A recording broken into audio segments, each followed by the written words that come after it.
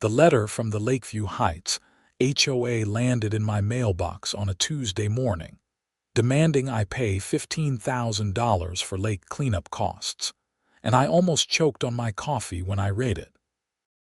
I'm Marcus Xander, and I've owned the property at 4521 Lakeshore Drive in Coeur, Idaho, for 3 years now. The house came to me through my grandfather's estate, a beautiful craftsman-style home built in 1968 that sits on 10 acres of prime lakefront property. What the HOA didn't know, or perhaps had conveniently forgotten, was that my grandfather didn't just own the house. He owned the entire lake, all 42 acres of it. The letter was signed by Patricia Pemberton, the HOA president, a woman I'd only met twice and both times had been memorably unpleasant. She had that particular Karen haircut, the asymmetrical bob that seemed to be a requirement for her type, and she wore designer sunglasses on top of her head even indoors. The letter claimed that due to excessive algae growth and pollution, the lake required professional remediation, and as a lakefront property owner, I was responsible for my share of the costs. I sat at my kitchen table, reading through the 3-page document with growing disbelief. According to their calculations, there were 23 lakefront properties, and they'd divided the cleanup cost of $345,000 equally among all of us. They'd attached invoices from a remediation company, schedules for the work, and a deadline of 30 days to submit payment. The thing was, I'd noticed the lake's condition deteriorating over the past year. The water that had once been crystal clear now had a greenish tinge. My neighbors had been complaining about the smell, especially during the warmer months. I'd even hired an environmental consultant 6 months ago to do an assessment, and his findings were sitting in a file folder in my home office. I pulled out my phone and called my lawyer, David Chen, who'd handled my grandfather's estate. He picked up on the second ring. "Marcus, what's going on?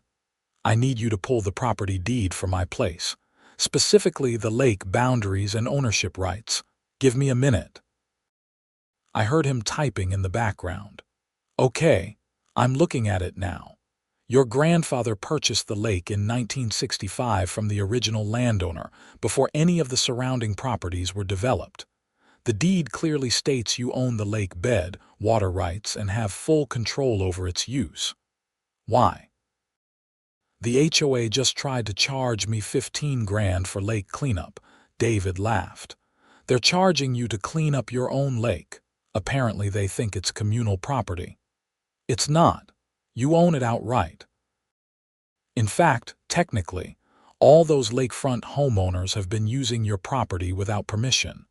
Your grandfather granted informal access, but there's nothing in writing." That's when an idea started forming. "David, can you draft a letter explaining the ownership situation? And also, can you find out if there are any regulations about who's responsible if someone pollutes a private lake?" "Absolutely. Give me until tomorrow." I spent the rest of the day researching Idaho water quality laws and property rights. What I discovered was interesting. As the lake owner, I was indeed responsible for its maintenance.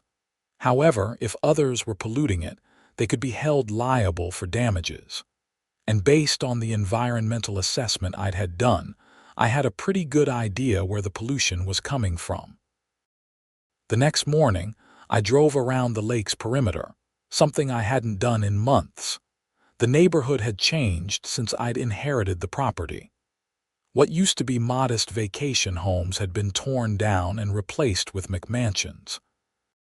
Patricia Pemberton's house was the largest, a gaudy monument to excess with white columns and a circular driveway. As I drove past, I noticed something I'd missed before. There was a drainage pipe coming from her property, running directly into the lake. I pulled over and walked closer, staying on the public easement. The pipe was discharging a steady stream of water that had a definite chemical smell. I took several photos with my phone. 3 houses down, I found another pipe. This one belonged to Mark and Susan Thompson, who'd renovated their property 2 years ago. The water coming out was cloudy and left a film on the lake's surface. More photos. By the time I'd circled the entire lake, I documented 8 illegal discharge pipes, all from properties that had been renovated or rebuilt in the past 3 years. None of them had permits for lake discharge. I knew this because I'd started checking the county's public records database on my phone as I drove. That afternoon, David emailed me the letter he'd drafted.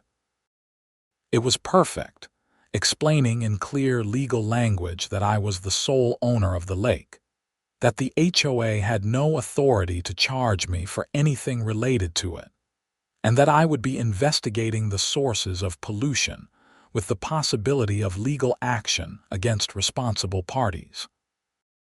I printed 25 copies, one for every house in the neighborhood, and spent the evening hand delivering them. I saved Patricia's house for last. She answered the door wearing yoga pants and a loose tank top, her face flushed from what I assumed was a workout. Her expression soured when she saw me. "Marcus, what do you want? I'm returning your letter." I handed her the HOA demand along with David's response. She barely glanced at it. "If you're here to negotiate the payment amount, that's not happening. The cost is what it is." "I'm not negotiating anything. I'm informing you that I own the lake, not the HOA, and you have no authority to charge me or anyone else for its cleanup." Patricia's face went red. "That's ridiculous. The lake is part of the community." "No, it's private property, my private property. And I have the deed to prove it." "Well, someone needs to pay for the cleanup. The water quality is terrible." "I agree. And once I identify who's been illegally discharging into my lake, they'll be paying. All of them." I handed her a printout of the photos I'd taken with her drainage pipe highlighted. "Starting with you." She stared at the papers, her mouth opening and closing like a fish. "This is harassment." "No, this is documentation. You'll be hearing from my lawyer about the damages to my property." "Have a nice evening." I walked back to my truck, feeling her eyes boring into my back. Before I'd even made it home, my phone started ringing. I let it go to voicemail. By the time I pulled into my driveway, I had 6 messages, all from different neighbors. The next few days were interesting. Patricia called an emergency HOA meeting, which I attended, despite not being a member. The HOA had been formed after I'd inherited the property, and I declined to join since my house sat on enough land to be exempt from the mandatory membership rules. The meeting was held in the community center, a small building near the neighborhood entrance. About 30 people showed up, filling the folding chairs. Patricia stood at the front, her arms crossed, glaring at me as I took a seat in the back row. "Thank you all for coming on such short notice," she began. "We have a serious situation that needs to be addressed. As you all know, we've been planning a lake cleanup to deal with the pollution problem.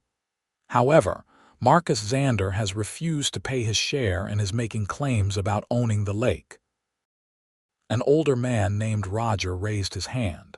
"Does he own it? I've been here 15 years and I always thought it was community property." Patricia waved dismissively.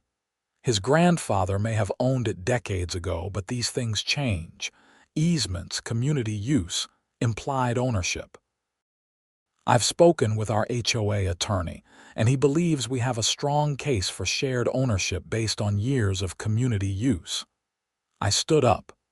"I'd be interested in hearing from that attorney directly. Is he here?" Patricia's jaw tightened. "He couldn't make it tonight, but I've briefed him fully on the situation." "Then maybe you should also brief everyone here about the 8 illegal discharge pipes I found running from their properties into my lake." The room erupted in chatter. Patricia raised her voice. Those aren't illegal. They're standard drainage systems. Not when they discharge directly into a private lake without permits or the owner's permission. I've checked with the county. None of you have the required permits for lake discharge. Under Idaho Code Title 39, Chapter 1, that's a violation of water quality standards. A woman in the front row, Jennifer Harris, turned pale.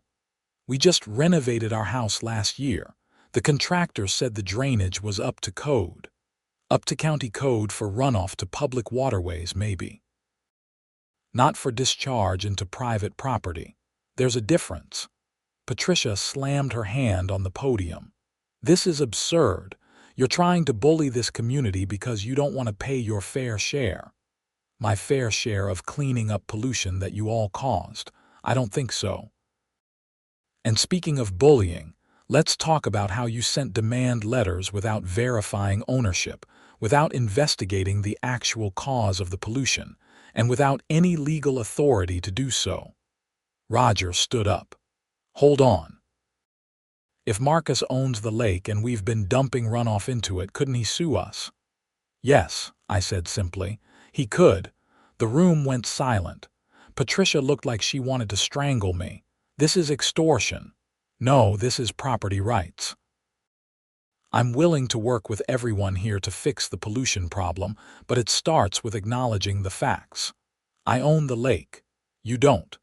And several of you have been contaminating it with unpermitted discharge. Jennifer raised her hand tentatively. What kind of working together are you talking about? First, all illegal discharge stops immediately. Second, we hire an independent environmental firm to assess the damage and identify all pollution sources. Third, whoever caused the pollution pays for remediation of their portion. Fourth, anyone who wants to maintain lake access signs a formal easement agreement that includes maintaining water quality standards. And if we don't, Patricia asked, her voice dripping with contempt, then I fence off the lake, post no trespassing signs, and sue for damages. Your choice. An older woman named Barbara spoke up. That seems reasonable, Marcus. Patricia, why did you send out those bills without researching the ownership first? Patricia's face flushed. The cleanup needed to be done. We have a responsibility to the community. But not the authority, Roger added. Barbara's right. This could have been handled differently. The meeting devolved into arguments, with about half the room angry at Patricia for creating the situation, and the other half angry at me for asserting my property rights. I left after an hour, having said my piece. 2 days later, I received a certified letter from the HOA's attorney, Martin Shaw. It was full of legal jargon but essentially argued that the lake had become community property through decades of shared use, and that I had no right to restrict access or charge for cleanup. David read it over the phone and laughed. This is garbage. Shared use doesn't transfer ownership in Idaho. If it did, every park and beach would be owned by whoever used it most. Want me to respond, please? And David, let's move forward with the environmental assessment.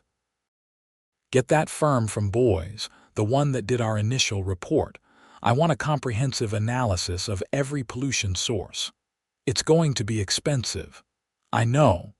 But I need documentation if this goes to court. The environmental firm, Clearwater Solutions, sent a team of 3 people the following week. They spent 4 days taking water samples, testing the discharge pipes, analyzing soil composition, and documenting everything with professional equipment. The lead scientist, Dr. Sarah Mitchell, met with me on the final day to discuss their preliminary findings. Mr. Xander, I'm not going to sugarcoat this. Your lake is in bad shape. The algae growth is caused by excessive nutrients, primarily nitrogen and phosphorus. We traced the sources to 8 different properties, all of which are discharging untreated runoff from fertilized lawns, septic systems, and in one case, what appears to be improperly disposed pool chemicals. Patricia Pemberton's house. I can't discuss individual properties until the final report, but the discharge from property at 4589 Lakeshore Drive shows extremely high chlorine levels and pH imbalance consistent with pool maintenance chemicals. That was Patricia's address. How much damage are we talking about? The remediation will require several steps. First, stopping all contaminated discharge. Second, removing the excessive algae. Third, introducing beneficial bacteria to rebalance the ecosystem. Fourth, ongoing monitoring for at least a year.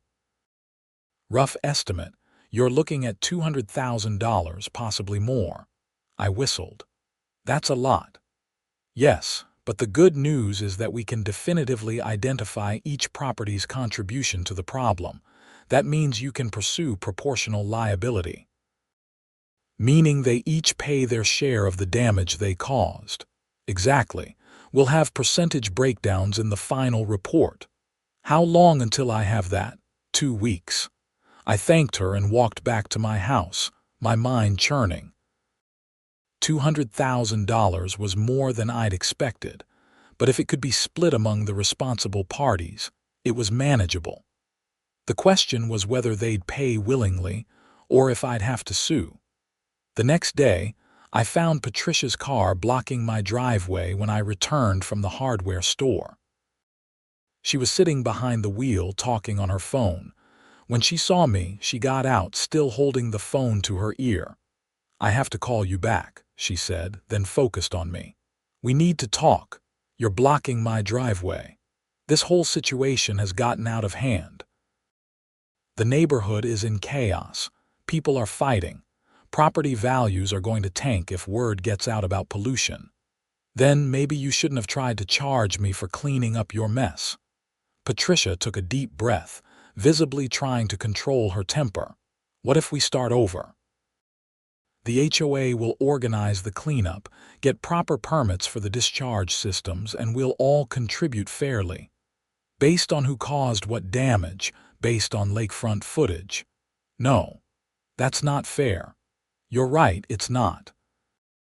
It's not fair that I should pay anything when I'm not the one who polluted my own lake.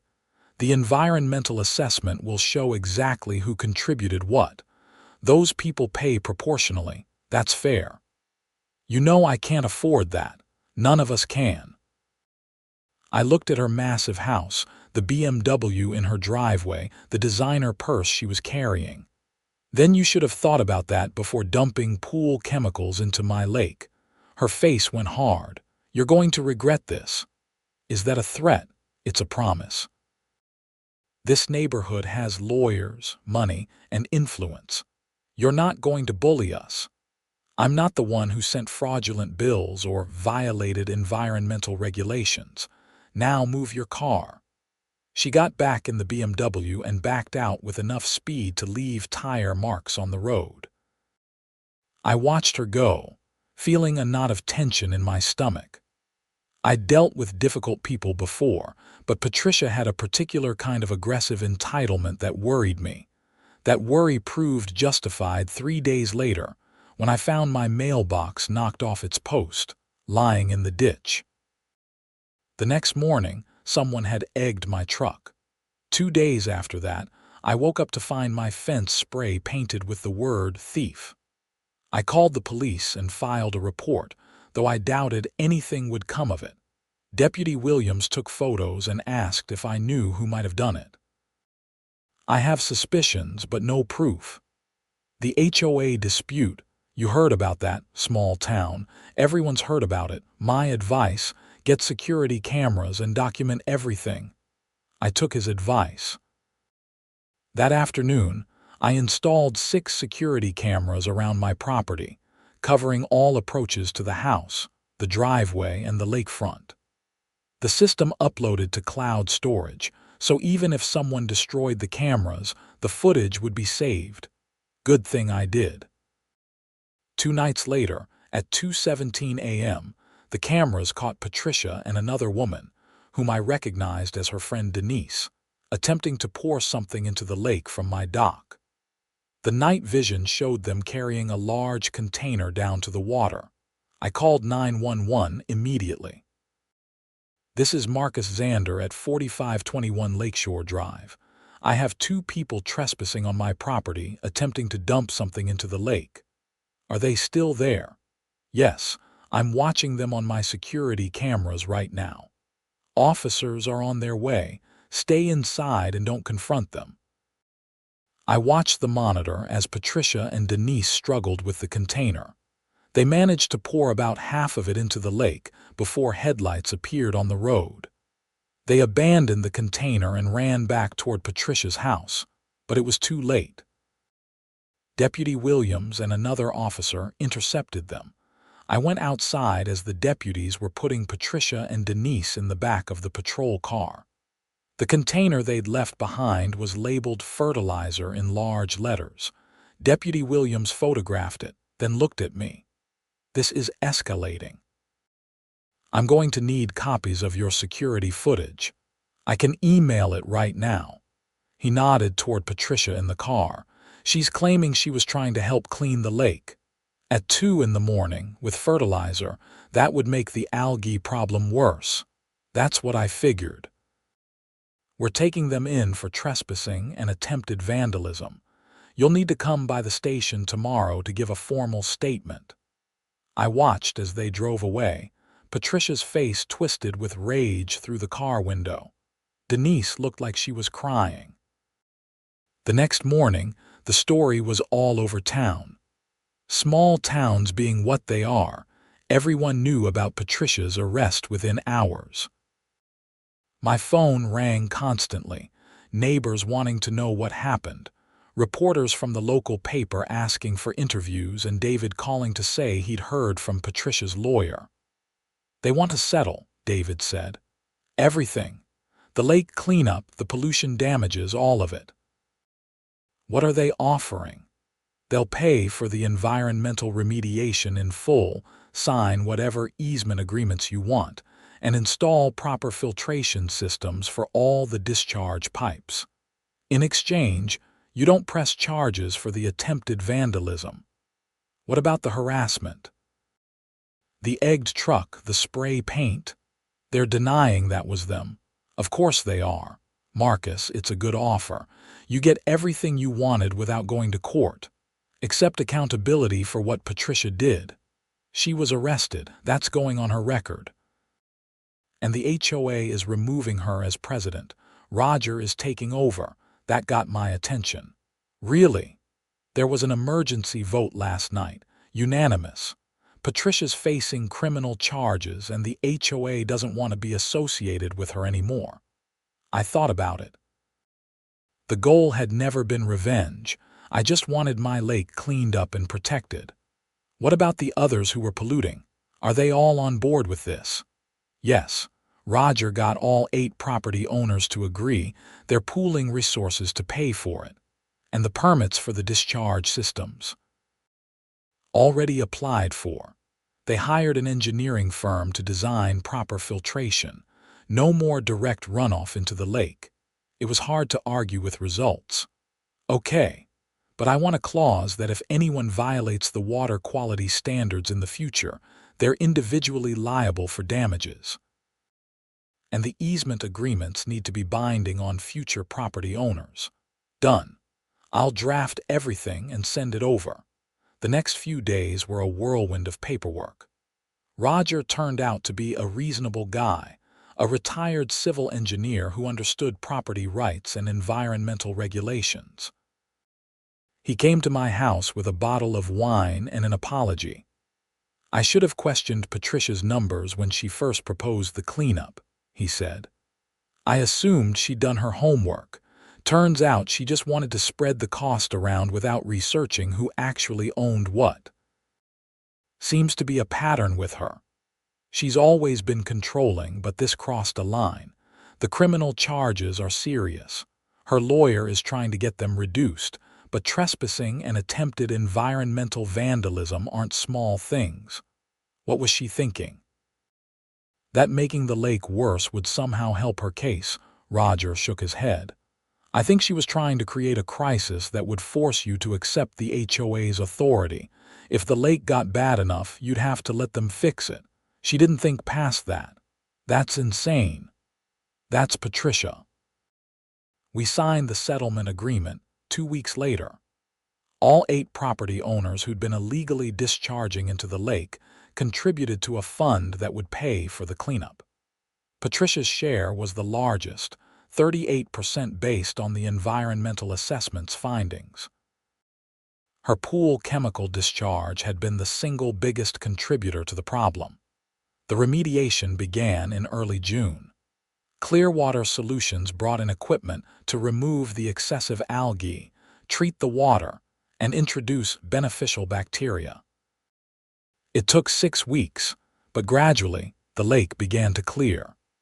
The greenish tinge faded, replaced by the crystal blue water I remembered from my grandfather's time. During the cleanup, the engineering firm installed proper filtration systems on all 8 properties. These systems diverted runoff through underground tanks where sediment and chemicals could be removed before anything reached the lake. It was expensive, but it was the right way to do it. I spent a lot of time on my dock that summer, watching the work progress and thinking about my grandfather. He'd loved this lake, spent countless hours fishing and swimming in it. I wished he could see it being restored. One evening in late July, I was sitting on the dock when Roger walked down from his house, which was 4 properties away. He'd taken to checking on the lake's progress regularly. "Looking good," he said, settling onto the dock beside me. "Yeah, it really is. Got some news you should hear. Patricia's court case was resolved." I looked at him. "And plea deal. Misdemeanor trespassing, 1 year probation, 500 hours of community service. She wanted to avoid jail time and a felony on her record. What about the attempted vandalism? Dropped as part of the plea. But here's the interesting part. The judge ordered her community service to be done with environmental groups. Water quality monitoring, habitat restoration, that kind of thing. I couldn't help but laugh. So she's going to spend a year learning about the exact regulations she violated. Poetic justice, right? What about Denise? Similar deal, but fewer hours since she was just helping, not the instigator. We sat in silence for a while, watching the sun set over the lake. The water was clear enough now that you could see the bottom in the shallow areas. Fish were returning, drawn by the improved conditions. "You know," Roger said, "this whole thing was a nightmare while it was happening, but it might have been the best thing for the neighborhood. Everyone's aware now of how their actions affect the lake. We've got proper systems in place. And Patricia's gone. Where'd she go? Moved to Boise. Sold her house last month. The new owners seem nice. Younger couple, no interest in the HOA drama. That was welcome news. And the HOA itself, we've restructured everything. New bylaws, more transparency, actual research before we make decisions. Half the board turned over. We're even thinking about dissolving it entirely, going to a voluntary neighborhood association instead. That would be an improvement." Roger stood up, brushing off his pants. "Anyway, I wanted to thank you. You could have made this a lot worse for all of us. You had every right to sue everyone individually, really drag it out. The fact that you were willing to settle once we acknowledged the problem, that says something. I just wanted my lake back. And we all got a better neighborhood out of it. See you around, Marcus." I watched him walk back up the shore, then turned my attention back to the water. A heron landed at the far end of the lake, the first one I'd seen in over a year. It waded into the shallow water, hunting for fish. The environmental monitoring continued through the fall. Dr. Mitchell visited monthly to test the water quality and check the ecosystem's recovery. Each report showed improvement. The nutrient levels dropped, the algae remained under control, and aquatic life flourished. By October, she declared the lake fully restored. "This is actually one of the best outcomes I've seen," she told me during her final visit. "Often, by the time pollution is identified and addressed, the damage is too severe for complete recovery. You caught it early enough, and the remediation was comprehensive. This lake is actually healthier now than it probably was 10 years ago. That's good to hear. And the filtration systems on those properties are top-notch. As long as they're maintained properly, you shouldn't have any more problems." The easement agreements I'd drafted with David's help included annual inspections of those filtration systems, paid for by the property owners. If anyone failed inspection, they lost lake access until the problem was fixed. It was a strong incentive to maintain the equipment. In November, I received a letter. Not a demand this time, but an apology. It was from Patricia. "Mr. Xander," it read, "I am writing to apologize for my actions regarding the lake and your property. I let my position as HOA president go to my head and made assumptions without doing proper research. My behavior escalated to criminal activity, for which I am deeply ashamed. The community service I am performing has taught me a great deal about environmental stewardship and property rights. I hope the lake continues to thrive, and I hope you can eventually forgive my foolishness. Sincerely, Patricia Pemberton." It was clearly written at her lawyer's suggestion, probably required as part of her probation. But the handwriting was hers, and there was a coffee stain on the bottom that made it seem more genuine. I filed it away with all the other documents from the case. December brought the first serious snow, covering everything in white. The lake froze over, smooth and clear. Kids from the neighborhood came to ice skate, something that apparently hadn't been possible in years when the algae had made the ice discolored and unsafe. I stood on my deck, drinking hot chocolate and watching them play. A few parents waved to me from the shore. One of them, Jennifer Harris, who'd been so worried at that first meeting, called out, "Thank you for getting this fixed." It was strange being thanked for defending my own property rights, but I understood what she meant. The situation could have torn the neighborhood apart. Instead, it had forced everyone to confront a problem that had been building for years and actually fix it. By January, life had settled into a comfortable routine. The lake remained healthy, the monitoring reports continued to be positive, and the neighborhood functioned better without Patricia's aggressive management style. The voluntary association Roger had proposed was gaining traction, focused on organizing community events rather than imposing rules. One cold morning, I was in my garage working on a boat restoration project when a black sedan pulled into my driveway.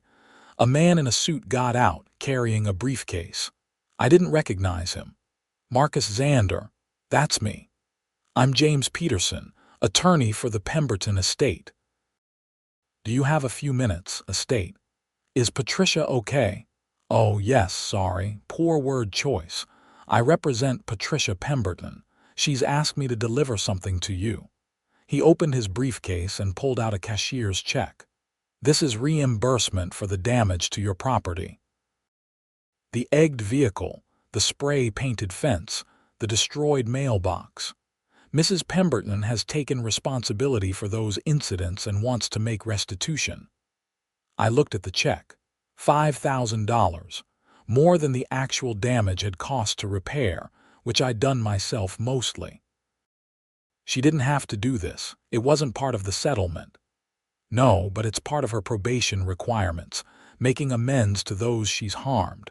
She's also written letters to several other neighbors." I took the check, still processing this. "Is she doing okay? I mean, really?" Peterson's professional demeanor softened slightly. "Between us, I think the arrest was a wake-up call. She's been in therapy, working on her control issues. The community service has actually been good for her. She volunteers now at the lake monitoring station in Boise, helps with water quality testing. Seems to have found something she's passionate about that isn't controlling other people. That's good. I hope it sticks. Me too. Have a good day, Mr. Xander. I watched him drive away, then looked at the check again. People could change. Maybe Patricia would, maybe she wouldn't. But at least she was trying. Spring came early that year, the snow melting in March and revealing the green underneath. The lake thawed, and life returned to its shores. Geese nested in the reeds, frogs sang in the evenings, and the water remained clear and clean. The engineering firm that had installed the filtration systems did their first annual inspection in April. All 8 systems passed with flying colors. Roger, who'd taken personal responsibility for coordinating the maintenance, sent me a copy of the report with a note. Year 1 success. Here's to many more. In May, I decided to do something my grandfather had always talked about but never accomplished. I built a public fishing dock at the north end of the lake, the section furthest from any houses. It had bench seating, rod holders, and a cleaning station. I put up a sign. Xander Lake Public Fishing. Catch and release only. Respect the water. The response surprised me. Families came from town to fish. People thanked me for sharing the resource, and the local fishing club asked permission to hold their youth education program there. I said yes to all of it. One Saturday in June, I was at the public dock helping a kid untangle his line when Roger showed up with a group of people I didn't recognize. Marcus, got a minute? I handed the kid his rod back and walked over. What's going on? This is the county commissioner, Mrs. Deanna Morrison, and several members of the Idaho Lakes Association. They wanted to meet you. Commissioner Morrison shook my hand. Mr. Xander, we've been following the situation with your lake for the past year. The way you handled the pollution problem and worked with your neighbors to find a solution has been impressive.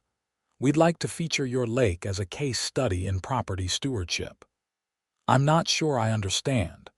A woman from the Lakes Association, who introduced herself as Helen, explained.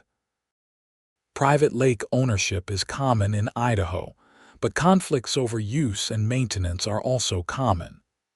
Your situation, the problem, the solution, the ongoing management, it's a model for how these things can be resolved. We'd like to document it, use it in educational materials for other lake owners and HOAs. You want to use my lake as a teaching tool? With your permission, yes.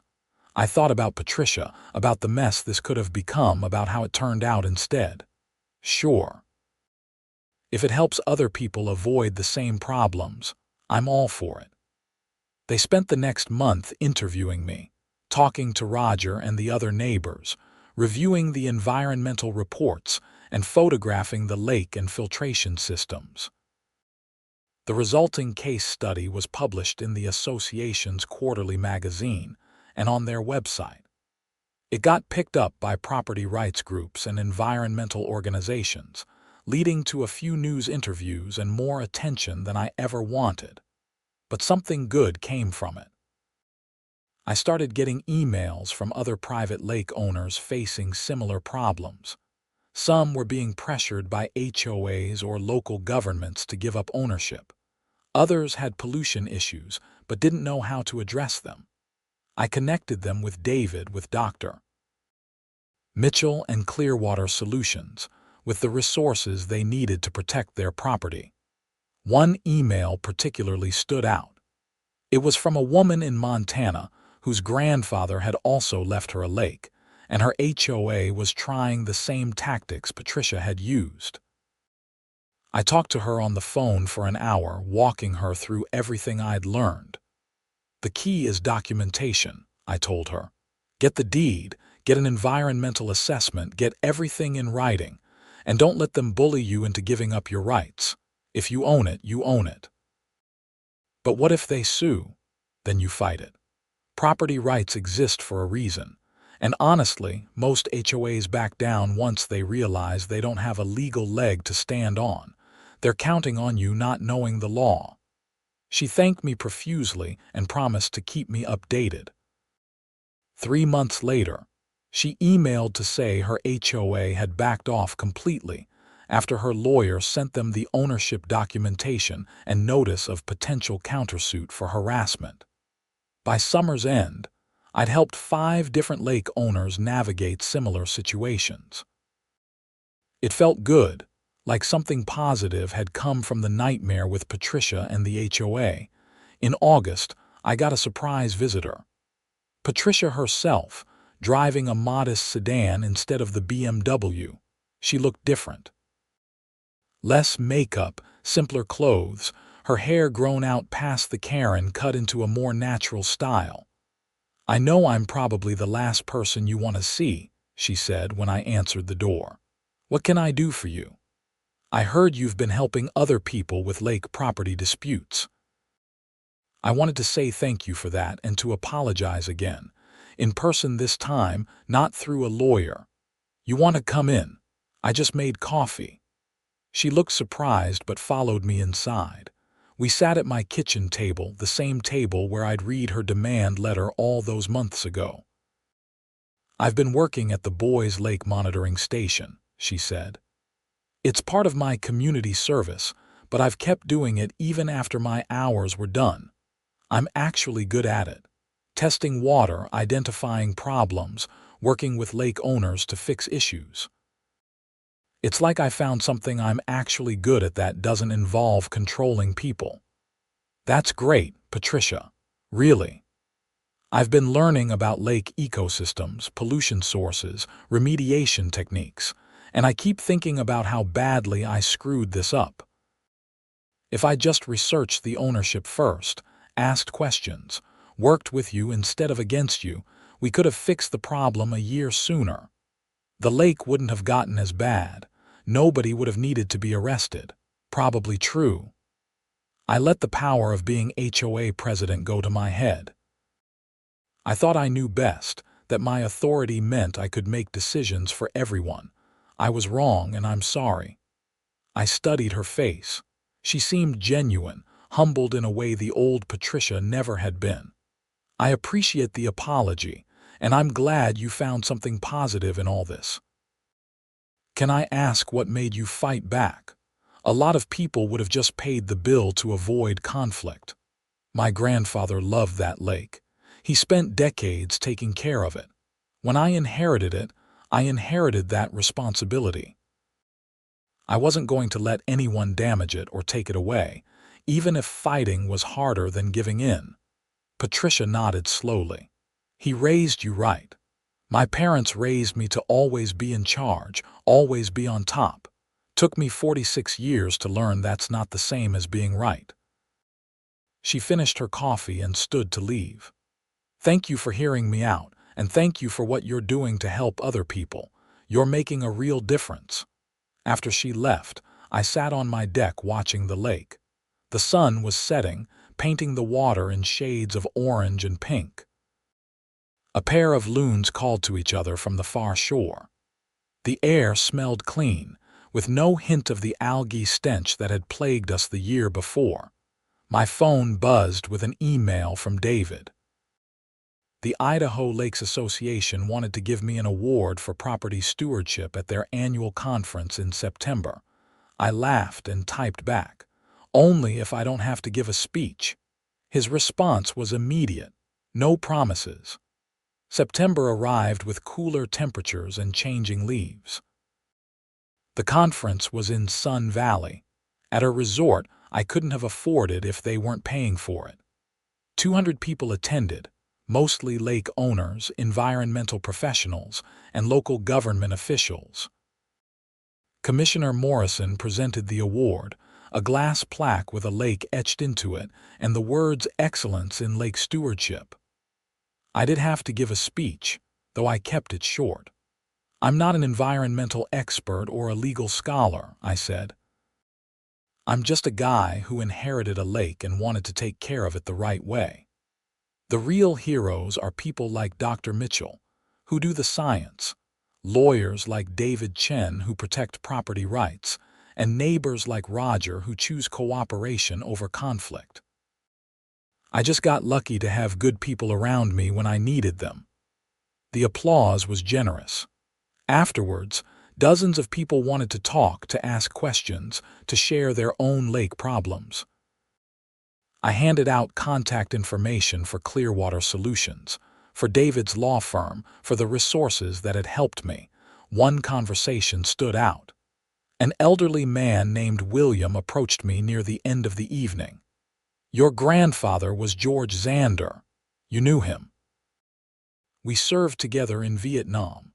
Lost touch after the war, but I remember he had a lake property in Idaho, talked about it constantly, said he'd bought it as an investment but fell in love with it. That sounds like him. He'd be proud of what you did." George always believed in fighting for what's right, even when it's hard, especially when it's hard. That hit me harder than I expected. I'd been thinking about my grandfather throughout this whole ordeal, but hearing someone who knew him validate my choices meant something. The next few months were quieter. Fall turned to winter, the lake froze again, and life settled into its rhythm. The second annual filtration inspection happened in November, with all systems passing again.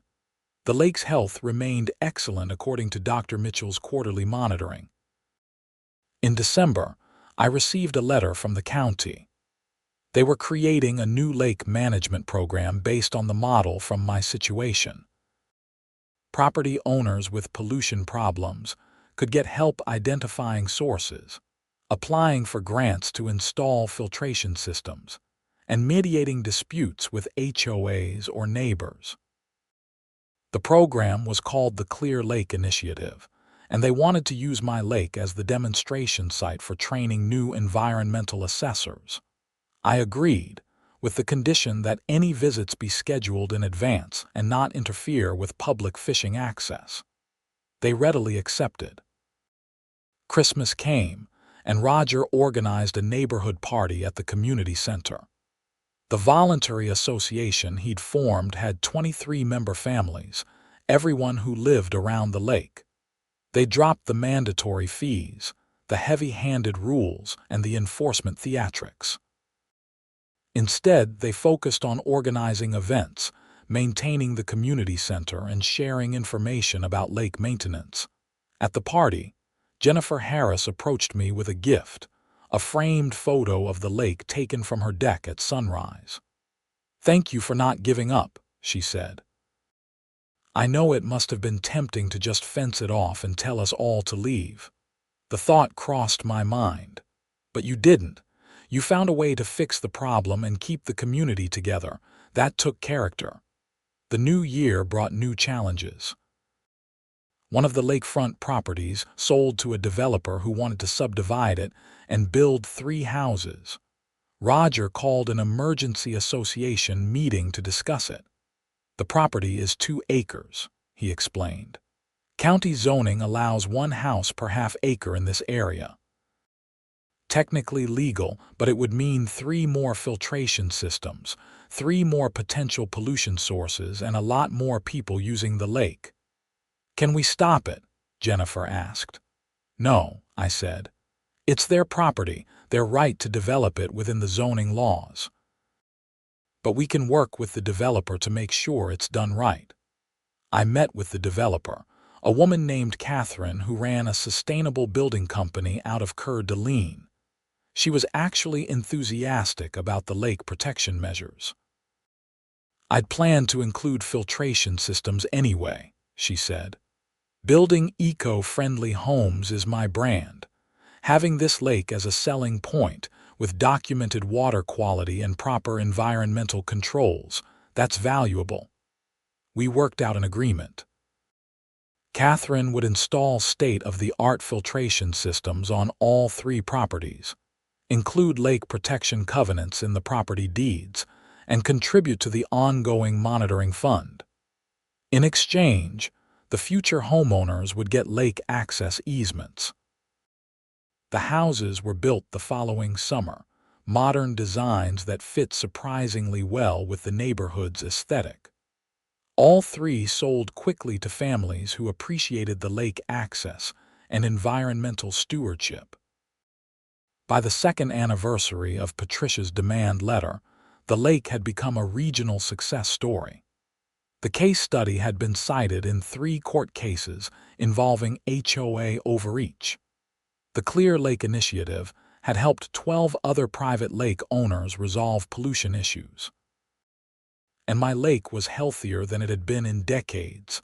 I was sitting on my dock one evening when Roger joined me carrying 2 beers.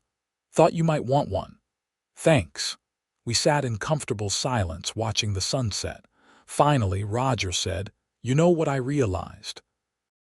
That letter Patricia sent you was probably the best thing that could have happened to this neighborhood." "How do you figure?" "It forced us to confront problems we'd been ignoring.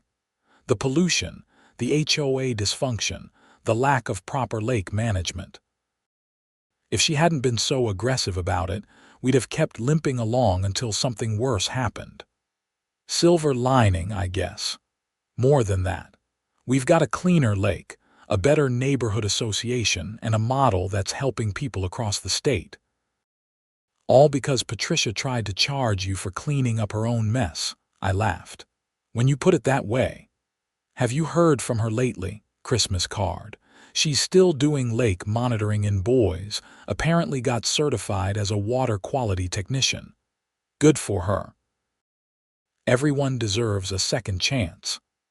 As the sun dipped below the horizon, painting the lake in twilight colors, I thought about how far things had come.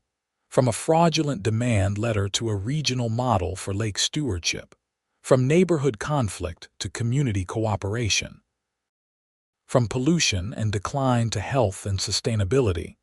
My grandfather had loved this lake, and now it would be healthy for future generations. That was worth every difficult conversation, every legal battle, every moment of stress. Property rights mattered, environmental stewardship mattered, and standing up for what was right mattered. The lake reflected the last of the sunset, clear and clean and beautiful. A fish jumped, creating ripples that spread across the still surface. In the distance, a loon called out, its haunting cry echoing across the water. I raised my beer in a silent toast to my grandfather, to the lake, and to the unexpected journey that had taught me more about property rights, environmental science, and community dynamics than I'd ever expected to learn. Roger clinked his bottle against mine. To clear water and good neighbors. To clear water and good neighbors, I agreed. And somewhere in Boise, I imagined Patricia was testing water samples and learning about the ecosystems she'd once carelessly damaged. Maybe teaching others about the importance of proper lake management. Maybe helping someone avoid the mistakes she'd made. The world had a funny way of working things out. Not always fair, not always fast, but eventually, if you stood your ground and did the right thing, justice had a way of surfacing. Like clean water, rising from a lake that had been given the chance to heal.